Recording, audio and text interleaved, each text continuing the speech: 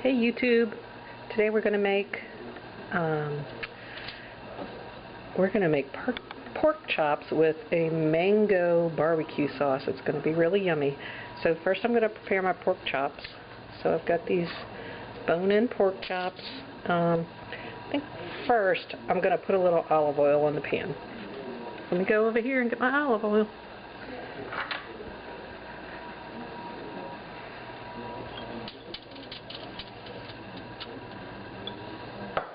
Alright, now I'm going to put the pork chops on the baking sheet and see if they'll all fit. We'll just squeeze them in and make them fit. Okay, so they all fit. Alright, next thing I'm going to do is I'm going to put a pork rub on these, and this is something I make myself. I make it and I just keep it in, seal it up in a airtight mason jar. It's got brown sugar, cumin, cayenne pepper, mustard powder, and a bunch of other things. So it's really, really good. So I'm just going to sprinkle this all over my pork chops.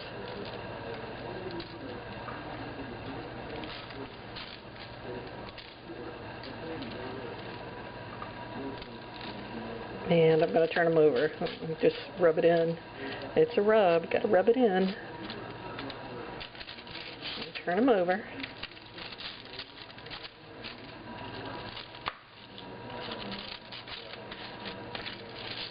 And I got my oven heating up.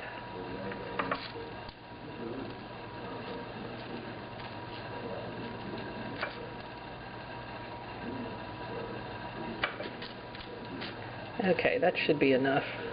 Got a couple little clumps. I might put just a little bit more from my jar. Oops. Let me get another little scoop. Okay, so now these are ready to go in the oven. So I'm going to put these in the oven at 425 for about 20 minutes, and then I'm going to check them. And I'll be right back. Okay, now I'm going to show you how to make the sauce. And I've got some onion and red pepper chopped up right here. And this is a really ripe mango. And I'm going to show you how to cut up a mango, because I think a lot of people don't know. So you take it, see how it's long? So you take it and it has this big flat seed right down the center. So you just kind of cutting around that big flat seed. It seems a shame that there's so much, seems like it's wasted, but it's a big seed, so you can't use it anyway. So now what you want to do is make little diagonal slits in both directions. You're just crisscrossing. Do it on the other one. I hope you can see this.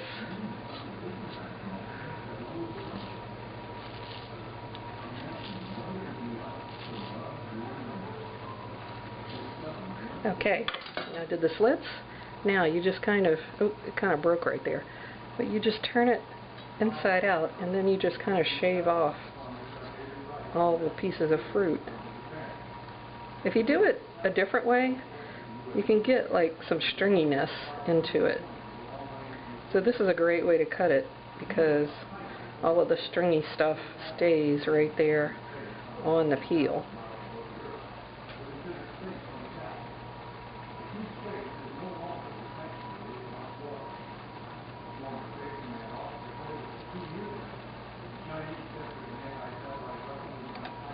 Oops. We lost one. Okay, so I got it all off, and I'm just going to give it another kind of I want it chopped a little bit finer than what that was. I'm just kind of giving it another rough chop. I still want it kind of lumpy. I want to see the pieces of mango in the barbecue sauce, but I do want it chopped up a little bit finer than that. Okay, that's good. Alright, I'll be right back and we're going to go to the stove.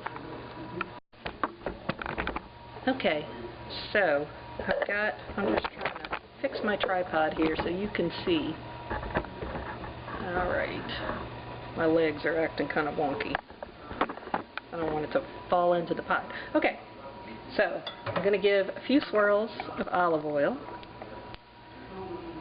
My pot is already hot. And now I'm going to dump in the onions and the red bell pepper. I'll let that cook for a second.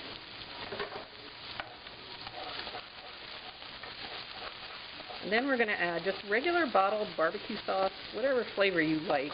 I just get the plain because I figure the mango is making all the flavor in this, and the onions and everything. I love onions. I put them in everything. Okay. And then I do like a little spice with all of my sweets, so we're going to put some hot sauce in it too. I'm just going to let that cook around a little bit more. You just want to get them to where they caramelize just a little bit. Just bring out a little bit of that sugar and get that caramelized onion flavor. And then I'm going to add in the mango. So it's almost ready. Okay, now I'm going to add in the mango.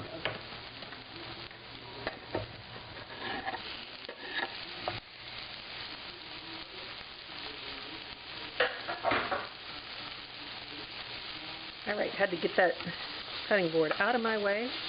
So I'm just going to stir this around.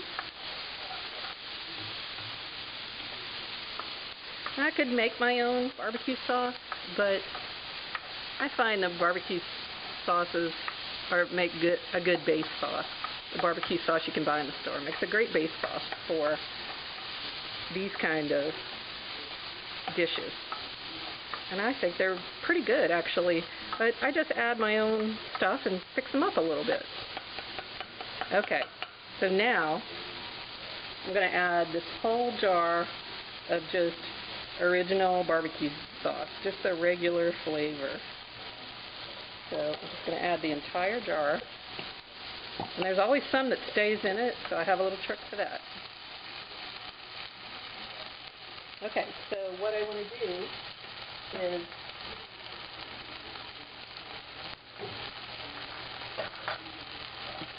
while that's cooking, I'm going to pour a little clear vinegar. I don't know if you can see this. Let me turn it a little bit so you can see it. This is just a little clear vinegar that I'm going to pour right into the sauce, just a little bit. It's probably about like 2 teaspoons. And then I have just some regular orange juice, and I'm going to pour that in also. Just about like half a cup.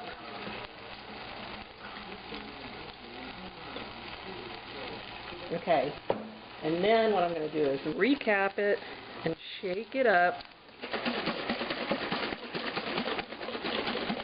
And now I'm going to pour this. It kind of makes all of the barbecue sauce that was stuck in there release.